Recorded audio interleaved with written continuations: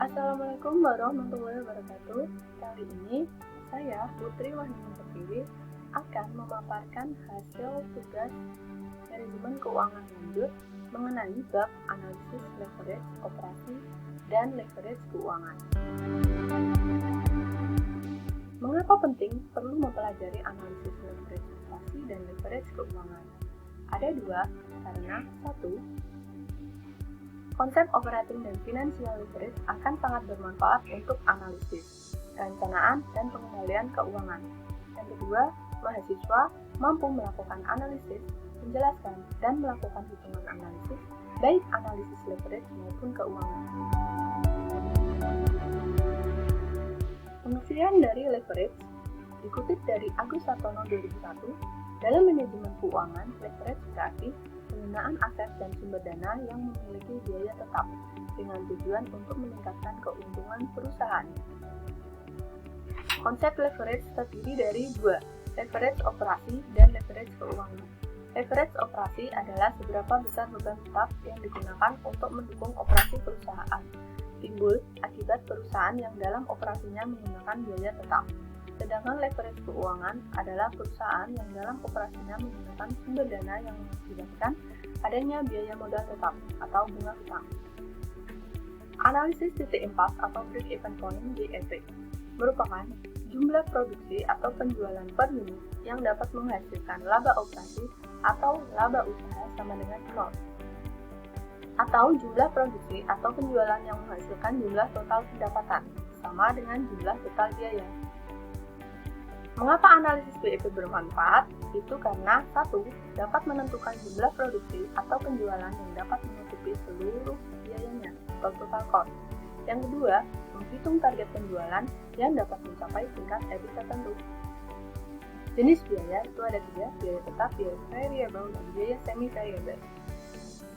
Biaya tetap merupakan biaya yang secara total tidak berubah walaupun volume produksi berubah. Contohnya, gaji, biaya administrasi, penyusutan bangunan, dan mesin, sewa gedung, dan lain-lain. Sedangkan biaya variabel, biaya yang secara total akan berubah-ubah secara proporsional dengan perubahan volume produksi. Contohnya, biaya bahan baku, biaya tenaga kerja langsung, biaya kemasan, dan lain-lain. Biaya semi-variable merupakan biaya yang memiliki karakteristik tetap, tetapi juga ada unsur variabelnya. Contoh, biaya listrik, biaya telepon, biaya pemeliharaan mesin, dan lain-lain. Menghitung BEP itu ada dua, BEP unit dan BEP rupiah, seperti yang ada dalam tayangan. Kita masuk contoh perhitungan. Pak Amin memiliki sebuah toko sepeda dengan fixed cost sebesar 5 juta, variable cost adalah sebesar 200.000 per unit dengan harga jual 1.500.000 per unit. Maka, dapat ditemukan BEP unitnya adalah 4 unit. Sedangkan BEP rupiah dapat ditemukan 5.767.000 rupiah dengan menggunakan rumus yang ada. Degree Operational Leverage atau DOL adalah rasio untuk mengukur tingkat kepekaan perubahan penjualan terhadap EBIT. Kita masuk contoh kasus. Ini rumusnya. PT Bersama Maju bergerak di bidang komponen sepeda motor memperkirakan akan mencapai penjualan sebesar 400 unit pada tahun depan. Harga jual produk tersebut adalah 4.000 unit, jadi tetap setahun 300.000. Maka dengan rumus DOL dapat ditemukan 400 juta bagi 100 juta. Yang ketiga adalah degree financial leverage. Suatu perusahaan dikatakan menggunakan financial leverage jika ia membelanjai sebagian dari asetnya dengan sekuritas yang membayar bunga yang tetap. DFL ini gunanya untuk mengukur kepekaan EPS terhadap perubahan EBIT perusahaan. Contoh kasusnya sebagai berikut.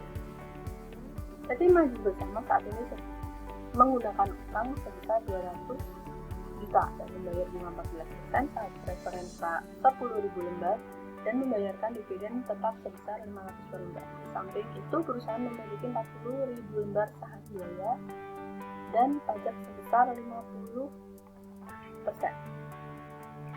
maka DVL dapat ditemukan dari rumus EBIT per EBIT kurangi I kurangi DP per I kurangi I. Maka akan ditemukan 1,613.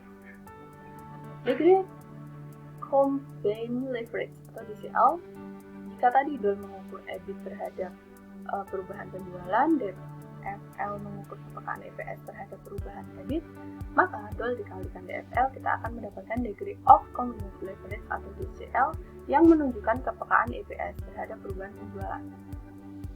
Berikut rumus perhitungannya, dan ini contoh kasusnya. Ketahui sesuai apa yang ada di tayangan.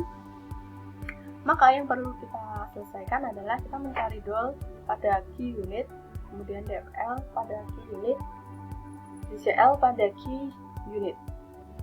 Setelah menemukan DOL dan DFL, maka kita dapat mengalihkannya. DOL kali DFL sama dengan 2 kali 1,25 sama dengan 2,5 kali. Demikian yang dapat saya paparkan. Semoga bermanfaat. Assalamualaikum warahmatullahi wabarakatuh.